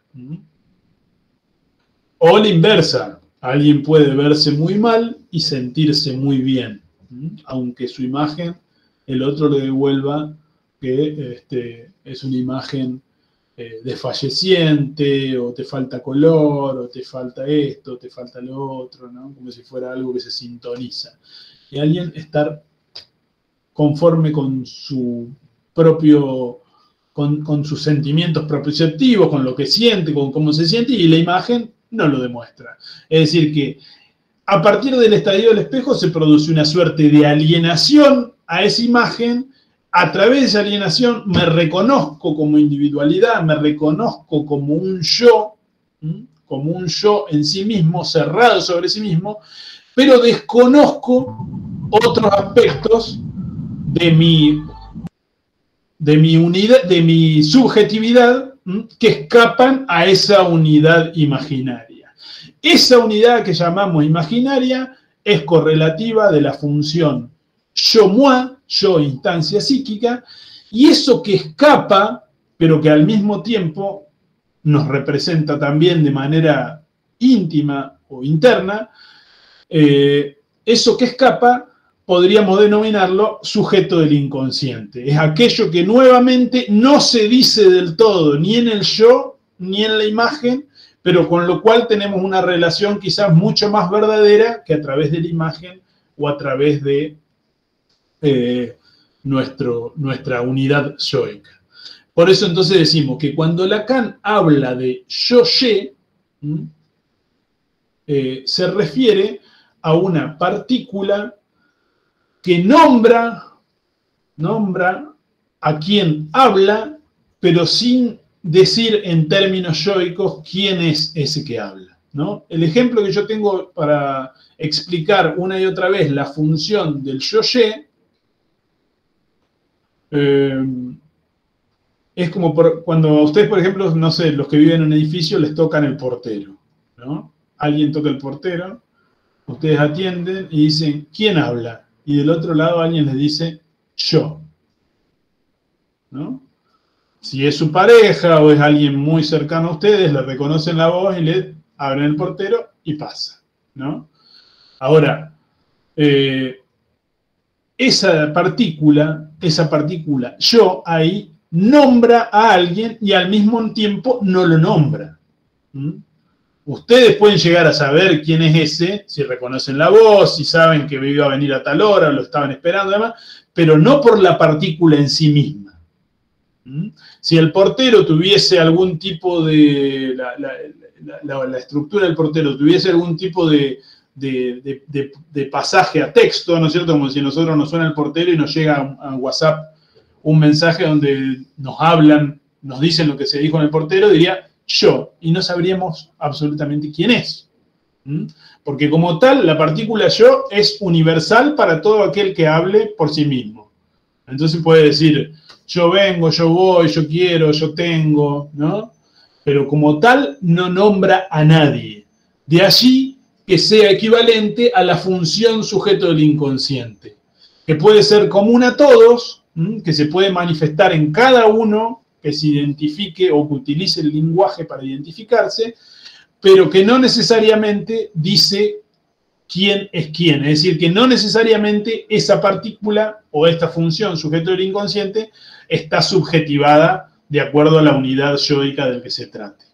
Entonces, cuando hablamos del lenguaje como lo puramente simbólico, que no alcanza a nombrar la unidad individual de ese ser que se constituyó como tal, vamos a utilizar la partícula yo-ye, que está en relación a la función sujeto del inconsciente y al desconocimiento de la identificación. Cuando hablemos de la partícula yo-moi, vamos a estar hablando de la identificación en sí misma, de cómo se produjo esa identificación a nivel inconsciente que dio lugar a una determinada constitución del yo. Entonces, yo-moi para pensar todo lo que se remite a la identificación es imaginaria, a la constitución del yo como tal, y el yo-ye para todo lo que se remite a la función de desconocimiento. El estadio del espejo funcionaría en ese doble movimiento de reconocimiento en la imagen y de desconocimiento, en tanto que esa imagen me representa a mí para el otro, pero no soy absolutamente yo. Había un cuadro francés muy famoso de René Magritte, donde él pinta los detalles de una pipa y agrega abajo en francés, ce n'est pas una pipe. Esto no es una pipa. Queriendo plantear problemas representacionales que se daban en el arte de ese entonces, por el cual el arte que intentaba ser lo más fiel posible a la realidad, él criticaba ese arte diciendo, si yo pinto una pipa, si yo dibujo algo, eso que dibujo no es el objeto dibujado. No es más que una representación del objeto dibujado. La imago corporal, la imagen corporal, que por lo general está situada en 2 dimensiones, es decir, en ancho y alto, ¿no es cierto?, en 2 dimensiones, por lo general nos vemos como me estoy viendo yo, no nos vemos desde atrás, en una tercera dimensión donde se me pueda ver bien la calva. Para eso tengo que encontrarme en algún ascensor o en algún espejo de un baño y demás que esté de esos que se mueven. Entonces ahí puedo ver, digamos, una tercera dimensión, la dimensión de profundidad. Por lo general, en el plano imaginario nos manejamos, en términos de los espejos, en esta doble dimensión, ¿no? Alto y ancho. La profundidad escapa a la puesta en plano, ¿no? La imagen que vemos en un monitor es una puesta en plano, está ahí. En el plano se maneja en 2 dimensiones. La tercera dimensión, digamos, implicaría una cierta posibilidad de desconocimiento, ¿no? Como cuando alguien se ve a sí mismo de espalda en una filmación y dice, ¿soy o no soy yo? Los otros lo reconocen absolutamente y rápidamente porque ya lo han visto de espalda, pero uno demora. Como cuando alguien escucha su voz en una grabación y reconoce y desconoce al mismo tiempo. Reconoce, sí, es mi voz, pero la verdad que yo no me escucho así cuando hablo. Porque claro, uno cuando habla se escucha por adentro de la cabeza y no por afuera, digamos, ¿no? Entonces cuando alguien lo graba y se escucha por afuera, se produce esa suerte de desconocimiento. Estas 2 experiencias que estoy mencionando, la de la imagen, son de experiencias audiovisuales, ¿no es cierto? Cuando uno lo filman en una imagen o cuando uno se escucha en una grabación, son experiencias que tienden a producir sobre el reconocimiento imaginario una suerte o una especie de reacomodamiento ahí donde algo del desconocimiento se manifiesta, algo del desconocimiento aparece.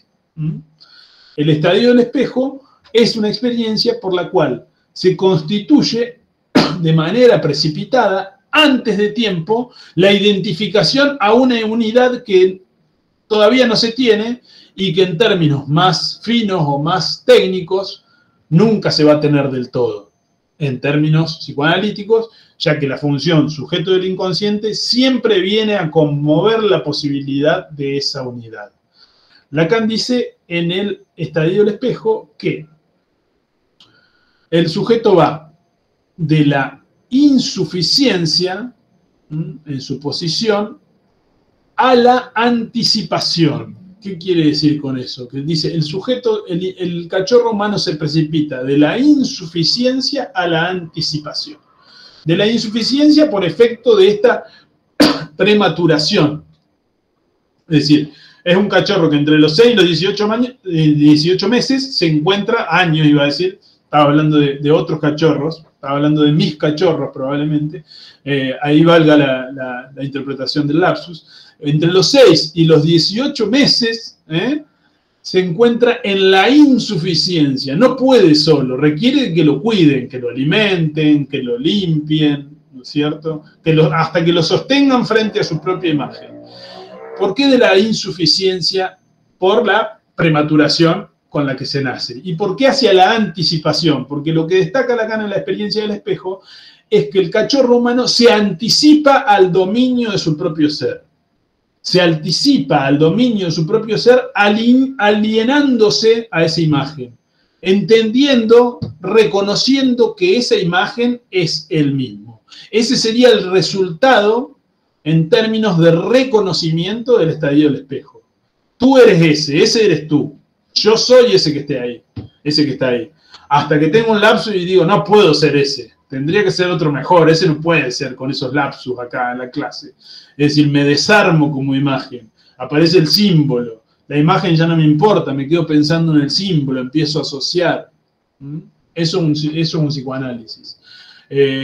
Groucho Marx, que era un artista del siglo pasado, uno de los 3 hermanos Marx, un comediante, siempre decía que hablar era despejar dudas. Es decir, uno podía parecer un salame, pero no se corroboraba eso hasta que empezaba a hablar y decía cosas de salame, o de tonto, digamos, ¿no? Decía las tonterías que decimos tontos cuando hablamos, todos cuando hablamos. Entonces ahí, de alguna manera, se despejaba la duda.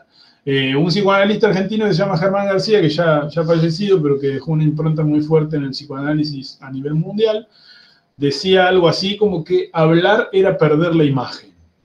Es decir, cuando uno empieza a hablar, uno puede estar muy pituco en la conferencia, en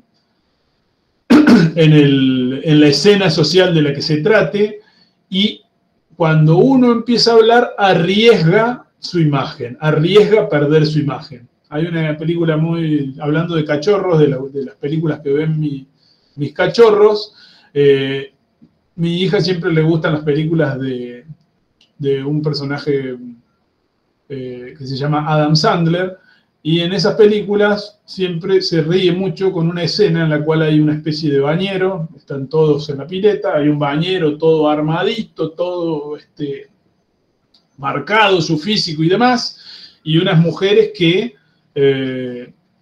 desarrollan verbalmente su deseo por ese cuerpo, dicen esto, aquello, otro respecto a ese cuerpo, mantienen su libido expectante respecto a ese cuerpo, y su libido se viene abajo cuando el personaje del bañero habla, y lo hace con una voz muy, muy, muy aguda que desencaja con esto que ellas, o quien fuera, ha reconocido en él como potencia, como virilidad, como fuerza, ¿no? Entonces, hablar implica el riesgo de perder la imagen. Lo mismo puede pasar en un examen. Yo me presento, por ejemplo, me acuerdo cuando yo era estudiante, tenía un compañero que siempre iba a rendir de saco y corbata. Y esa imagen funcionaba muy bien en la preparación del examen. Es decir, cuando estábamos afuera en el módulo viejo, estábamos afuera esperando para entrar, y uno lo veía a él de saco y corbata y decía, wow, ojalá algún día pueda ser yo tan sabio como él, digamos, ¿no? Pero bueno, después entraba a dar el examen y esa imagen se desarmaba toda. Es decir, que la imagen no era más que una especie de cobertura para lo que no se podía del todo todavía decir o estructurar. Algo así es el estadio del espejo, ¿no es cierto?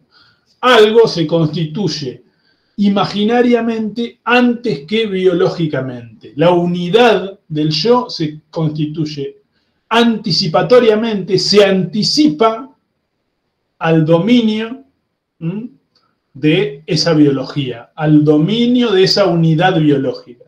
Podemos decir que lo que se desprende, lo que nace, es una unidad biológica, pero que a través del lenguaje y de las relaciones con el gran otro se va viendo como desfasada en su unidad, porque está atravesada por lo que se dijo de él antes de que él existiese como unidad.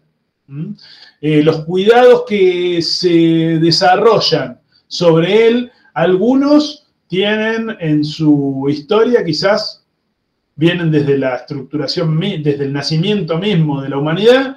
Otros quizás tienen 10, 15 años que hace que los médicos dicen, por ejemplo, hay que darle el pecho y no el biberón. En épocas anteriores se decía había que darle el biberón y no el pecho. Bueno, ese tipo de cuestiones van condicionando su biología de manera tal que la imago es lo único en ese entonces que termina siendo anticipatorio de una unidad que todavía no se tiene y que quizás nunca se tiene de manera absoluta, según lo que es el planteo del psicoanálisis. Juana ha levantado la mano y vamos a conversar un poquito, que son los últimos minutos. Sí, profe, te quería preguntar si esto tiene relación o es específicamente lo que ahí Lacan explica lo que es la función ortopédica. Exactamente. Esa es la función ortopédica de la imagen del cuerpo propio. Bien. Y otra pregunta, ortopédica respecto de la prematuración, ¿no es cierto? Claro. De todo lo que todavía no está desarrollado, esto es como una ortopedia. El yo sería como una ortopedia para ordenarnos en momentos en los cuales nos estamos constituyendo como seres vivos todavía. claro. Y otra preguntita era si el yo moi y el yo ye tiene algo que ver con lo que se plantea del ideal del yo y del yo ideal. El yo ideal y el ideal del yo, desde la perspectiva de Lacan, son lo que se denominan paranomias del yo, otros nombres del yo. En el seminario 8 dice son grados de alienación en el propio yo, son grados de alienación en el propio yo. Es decir, dentro del propio yo, alguien puede estar más alienado o tener un mayor grado de alienación a su yo ideal. Las personalidades narcisistas son aquellas que tienen un mayor grado de alienación inconsciente, psíquica a nivel de su yo, al yo ideal. La típica, el que se la cree, ¿no? El que se la cree, yo voy a poder, yo esto, yo lo otro, ¿no? Está alienado a su yo ideal. El ideal del yo es algo a lo que queremos llegar. Quien tiene un mayor grado de alienación en su yo al ideal del yo, va a llegar más lejos, probablemente, en términos de logros y de metas y demás, que quien está alienado a su yo ideal. ¿Por qué? Porque quien está alienado a su yo ideal ya está, no tiene que hacer mucho. Ya está, soy yo. Así de maravilloso como me ven, así soy. No me hace falta nada más. Ese es el yo ideal. El yo ideal es su majestad el bebé, dice Freud. Es el bebé como teniendo todas las características que los padres depositan en él, todas las características positivas de sí mismo que los padres depositan en él, y al cual no le toca ningún mal. Por eso Freud dice su majestad el bebé. His Majesty the Baby, es la frase en inglés que él cita.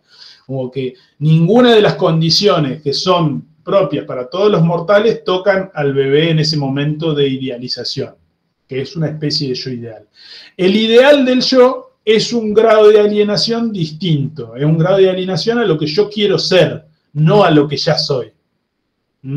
Vieron que en la introducción del narcisismo, Freud dice que por vía narcisista, que hay dos formas de amar. Un amor que está apuntalado en las funciones vitales, la nutrición y la protección, la madre nutricia, el padre protector, en términos muy esquemáticos. Es decir, entonces uno ama, si su amor está apuntalado en las funciones nutricias, ama a alguien como la madre, si está apuntalado en las funciones protectoras, ama a alguien como el padre. Ahora dice, también el narcisismo sirve para ordenar nuestra forma de amar, dice Freud. Entonces se puede amar a lo que uno fue, ¿no es cierto? Se puede amar a un bebé como entiende que a uno lo amaron cuando era bebé. Se puede amar a lo que uno es, el yo ideal, a lo que uno querría ser, el ideal del yo, y a lo que fue parte de uno, que es el amor narcisista de los padres al hijo, ¿no es cierto? Se ama al hijo porque fue parte de uno. Entonces dice, a lo que uno es, a lo que uno fue, a lo que uno querría ser y a lo que fue parte de uno. Son las 4 formas de amor narcisista. Lo que usted viene a traer, la distinción entre ideal del yo ideal, lo que se le agregaría sería el super yo.